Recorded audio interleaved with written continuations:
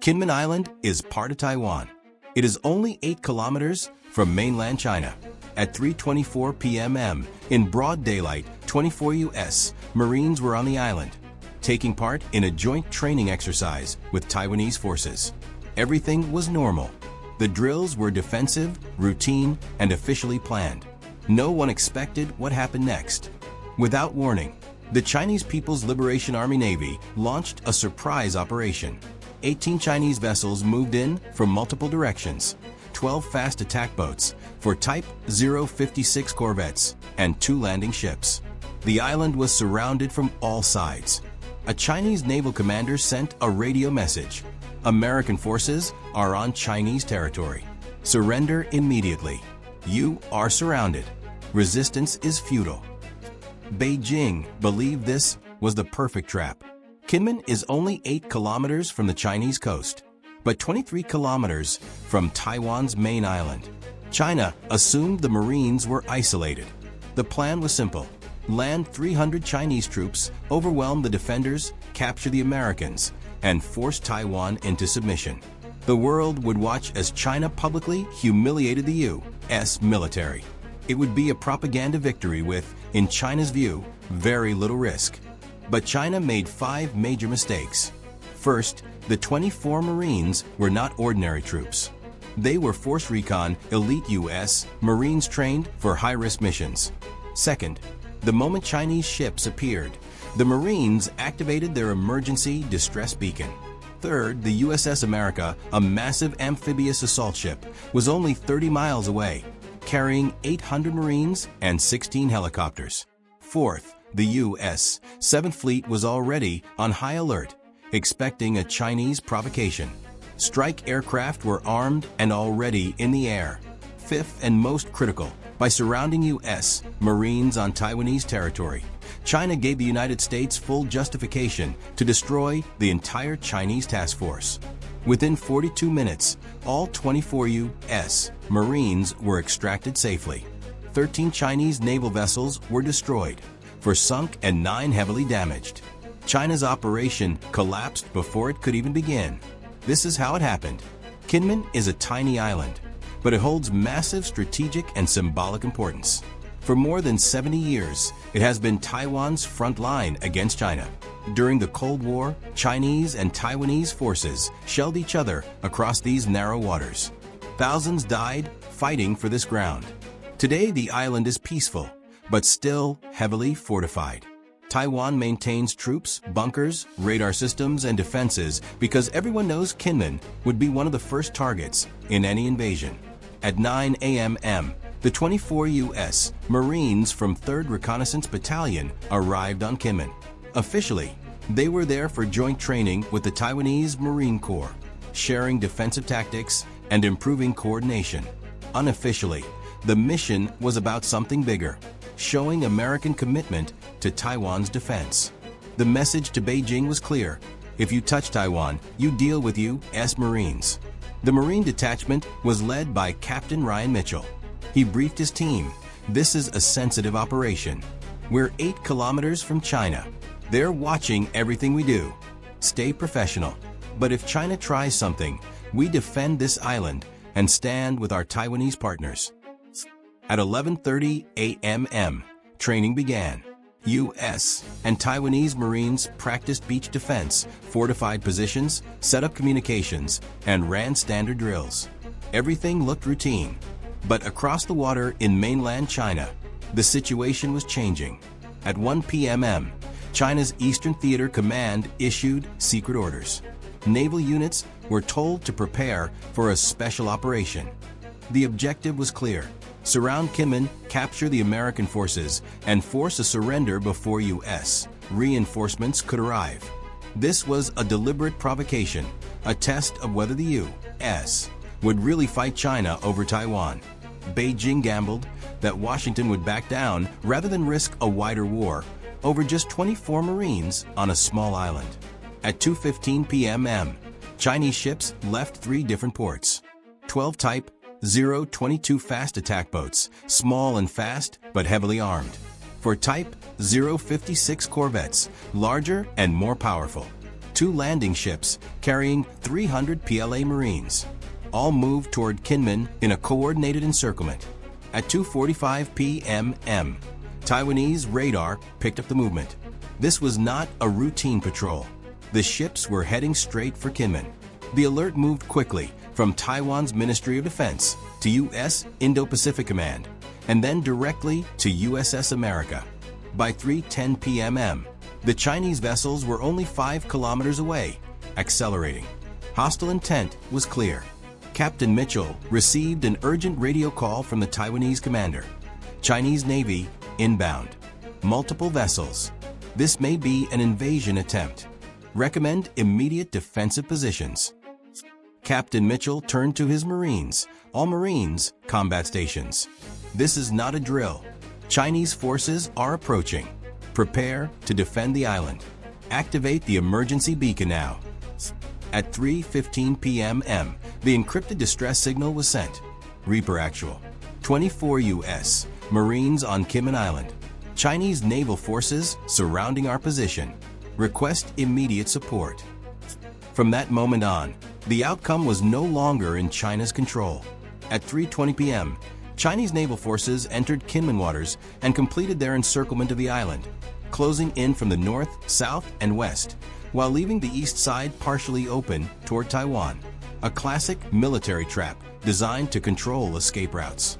12 fast attack boats raced around the island at high speed, for corvettes held position farther out to provide fire support, and 2 large landing ships moved straight toward the beaches, clearly preparing for an amphibious assault.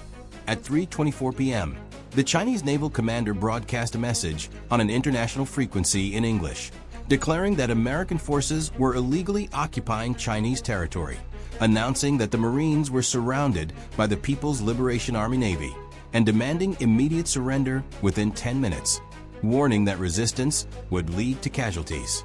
Captain Ryan Mitchell replied calmly and clearly, stating that the Marines were conducting authorized training on Taiwanese sovereign territory with the permission of its legitimate government, that they would not surrender, and that Chinese forces must withdraw immediately or be engaged.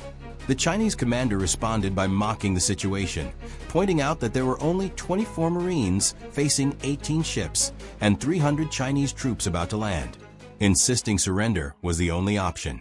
At 3:26 p.m., the 2 Chinese landing ships began lowering their ramps as assault craft prepared to deploy, with 300 PLA Marines ready to storm the beaches. Captain Mitchell ordered his men into defensive positions, telling them they would hold the island until extraction arrived, even though they were badly outnumbered and just 8 kilometers from the Chinese mainland. What the Chinese commander did not know was that 8 minutes earlier, at 3:16 p.m., USS America, only 30 miles away, had received the Marines' distress signal. Admiral Patricia, commanding the amphibious strike group, read the message once and immediately ordered a full response, making it clear that no American Marines would be captured. At 3:17 p.m., 16 helicopters launched from USS America, including 8 MV, 22 Ospreys carrying 400 Marines, 6 AH-1Z Viper attack helicopters for gunship protection, and 2 CH-53E Super Stallion heavy lift helicopters. At 3:18 p.m., 6 F-35B Lightning II stealth fighters lifted off, armed with AGM-158 JSSM cruise missiles and precision-guided bombs, followed at 3:19 p.m. by additional helicopters and 200 more Marines from USS Tripoli, bringing the total rescue force to 600 Marines, 22 helicopters, and 6 stealth fighters. At 3:20 p.m., for U.S. Navy destroyers, USS Chunghoon, USS Mustin, USS Rafael Peralta, and USS John Finn, received an emergency order declaring weapons free, authorizing them to engage and destroy Chinese vessels threatening U.S. personnel. All missile systems, deck guns, and combat radars were activated immediately. By 3:22 p.m., the 6 F-35Bs were already over Kinmen at 35,000 feet, completely invisible to Chinese radar, watching the battlefield below as Chinese landing ships closed in and Marines prepared to fight. The order was given weapons free, with priority targets being the landing ships and corvettes. At 3:24 p.m., at the exact moment the Chinese commander was still demanding surrender, the F-35s launched 12 AGM-158 JSSM stealth cruise missiles, undetected and unstoppable. At 3:26 p.m., the missiles struck their targets with devastating precision. Both Chinese Type 072 landing ships were hit by multiple missiles, erupting in massive explosions, their ramps destroyed, assault craft obliterated, and hundreds of PLA Marines killed or wounded before ever reaching shore. The 4 Type 056 corvettes were also hit, suffering severe hull breaches, fires, power failures, and critical damage, with at least one vessel nearly sinking. The amphibious assault was completely destroyed before it even began. The plan to capture Kinmen collapsed completely, and the Chinese forces suffered heavy losses of their own, but the U.S. response did not stop there. At 3:28 p.m., AH-1Z Viper attack helicopters arrived over Kinmen, with 6 gunships fully armed with Hellfire missiles and 20mm cannons. From above, the pilots clearly saw 12 Chinese fast attack boats racing around the island, exposed and vulnerable. The order was given to clear the surrounding waters. 32 Hellfire missiles were launched in rapid succession, laser-guided and extremely precise. The Chinese boats tried sharp turns and countermeasures, but it was too late. At 3:29 p.m., the missiles began hitting their targets one after another. The first boat exploded instantly, killing most of its crew. The second was struck in the engine compartment and began sinking within seconds. The third, fourth, and fifth boats were hit cleanly, bursting into flames or breaking apart. In less than 90 seconds, 8 of the 12 fast attack boats were destroyed or disabled. The remaining 4 boats turned and fled toward the Chinese mainland at full speed. At 3:30 p.m., 4 U.S. Navy destroyers positioned about 40 kilometers away launched 32 Harpoon anti-ship missiles at the fleeing vessels and the already damaged Chinese corvettes. These missiles skimmed just above the sea and locked onto their targets automatically. At 3:33 p.m., all 32 Harpoons struck. The 4 Chinese corvettes, already damaged by earlier strikes, were each hit multiple times, suffering catastrophic destruction. 2 began sinking immediately, 1 capsized, and another broke apart. The 4 fast attack boats attempting to escape were completely obliterated, hit repeatedly until nothing remained but debris. By 3:34 p.m., the Chinese task force had effectively ceased to exist, with 13 of 18 vessels destroyed or disabled and hundreds of casualties. Meanwhile, the Marine extraction continued. At 3:35 p.m., 8 MV-22 Ospreys landed on Kinmen, unloading 400 U.S. Marines who quickly secured the area. Captain Mitchell and his 24 Marines, moments away from facing a landing assault, were suddenly surrounded by overwhelming friendly forces. At 3:38 p.m., all 24 Marines were safely loaded onto the aircraft along with the reinforcement units. By 3:41 p.m., the helicopters lifted off and returned to USS America, completing the rescue. One final message was sent afterward. At 4:40 p.m., U.S. destroyers launched 40 Tomahawk cruise missiles at the Chinese naval bases that had supported the operation. Xiamen Naval Base, Dongshan Naval Base, and Huaishan facilities were struck, destroying docks, fuel depots, command buildings, radar systems, and dock patrol boats. By 4:06 p.m., just 42 minutes after the encirclement began, Operation Island Shield was over. Every American Marine was safe, with 0 U.S. casualties, while Chinese losses included 2 landing ships sunk, 4 corvettes destroyed or disabled, 8 fast attack boats eliminated, 3 naval bases heavily damaged, and an estimated 673 PLA Navy casualties. Chinese state media immediately denied everything, claiming routine patrols and minor damage. But satellite images told a different story, showing burning ships, sinking hulls, destroyed bases, and debris scattered across the Taiwan Strait, confirming a decisive and highly visible American victory. Satellite photos quickly appeared online. Chinese monitoring teams worked non-stop to remove images, but it was impossible to stop them. The evidence spread across the world within hours. Commercial satellites, independent analysts, and open-source intelligence groups all showed the same thing. burning ships, damaged hulls, and debris fields around Kinmen Island. The Pentagon released a clear and factual statement. Chinese People's Liberation Army Navy forces had surrounded and threatened 24 U.S. Marines who were conducting authorized joint training on Kinmen Island with the Republic of China, Taiwan military. Chinese forces demanded the Marines surrender and began preparing an amphibious assault. In response, U.S. Indo-Pacific Command executed an immediate rescue operation. All American personnel were extracted safely. The Chinese naval task force that threatened U.S. forces was engaged and neutralized. 13 PLA Navy vessels were destroyed or heavily damaged. The message was direct and simple. The United States will defend its service members wherever they are deployed. The global reaction was immediate and powerful. Taiwan's president issued a statement thanking the United States and making the meaning very clear. America's commitment to Taiwan's defense had been demonstrated in real time.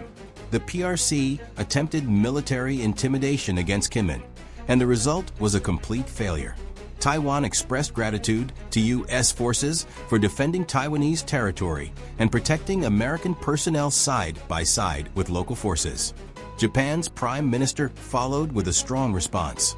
He stated that Chinese military aggression in the Taiwan Strait threatens regional stability and endangers peace across the Indo-Pacific.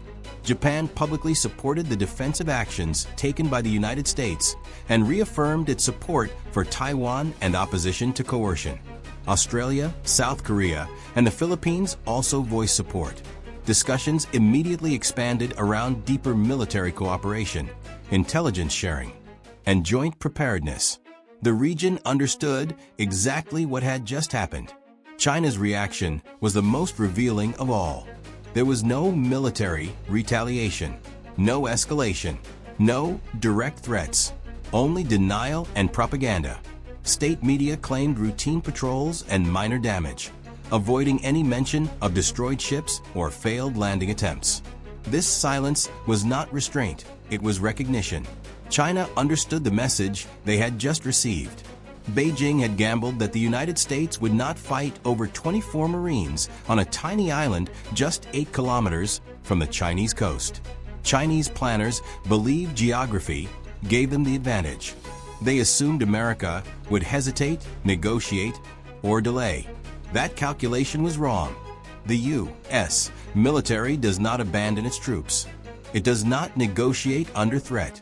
It does not accept surrender demands. When American personnel are threatened, the response is overwhelming force. China surrounded 24 Marines with 18 naval vessels and prepared to land 300 troops. 42 minutes later, 13 Chinese ships were destroyed, hundreds of PLA personnel were casualties, and every American Marine was safely airborne. 0 U.S. losses. The strategic implications were enormous. For years, Chinese military planning relied on geography. Taiwan is over 100 kilometers from mainland China and far from most U.S. bases. Chinese leaders believed they could move faster, mass forces earlier, and overwhelm defenses before the United States could react. Kinmen shattered that assumption. Kinmen is only 8 kilometers from China. If any island should be impossible to defend, it is Kinmen. Yet the United States extracted its Marines and destroyed a Chinese naval task force in less than an hour, right next to the Chinese coastline, in full daylight, while the world watched. If America can defend Kinmen, it can defend Taiwan. Geography did not save China. It did not slow the U.S. response. It did not prevent decisive action. Chinese military leadership learned a harsh lesson. You can send ships to capture U.S. Marines. Those ships will be destroyed. The Marines will be rescued. And the bases that supported the operation may be struck next. All of it can happen in under an hour. Captain Mitchell and his 24 Marines later received Bronze Stars for holding defensive positions under overwhelming odds and maintaining discipline under extreme pressure. The 400 Marines who conducted the rescue were awarded Navy and Marine Corps Commendation Medals for a perfectly executed combat extraction. The F-35B pilots who destroyed the landing ships treated it as a routine mission, stealth aircraft, precision weapons, targets eliminated before the enemy even understood what was happening. Chinese sensors never detected the jets until the missiles hit. Beijing learned the hardest lesson of all. It does not matter how close an island is to China. 8 kilometers or 800 makes no difference. Threaten U.S. Marines, and the result is the same. 3:24 p.m. Kinmen Island. China surrounds 24 U.S. Marines with 18 naval vessels, demands surrender, and prepares an amphibious assault just 8 kilometers from the Chinese mainland. 4:06 p.m. 42 minutes later, all 24 Marines are safely extracted. 13 Chinese vessels destroyed. 2 landing ships sunk. 4 corvettes eliminated. 8 fast attack boats obliterated. 3 naval bases struck. 0 American casualties. China gambled it could capture U.S. Marines near its own coast. Instead, it lost its task force and proved that Taiwan is defended. This was Operation Island Shield, the fastest combat extraction in the Pacific theater and a decisive defeat of Chinese naval forces. The message to Beijing was unmistakable. Never surround U.S. Marines. Never threaten Taiwan. Never test American resolve. Because 42 minutes later, your task force is gone, your bases are burning, your plans are ruined, and the Marines fly home safe.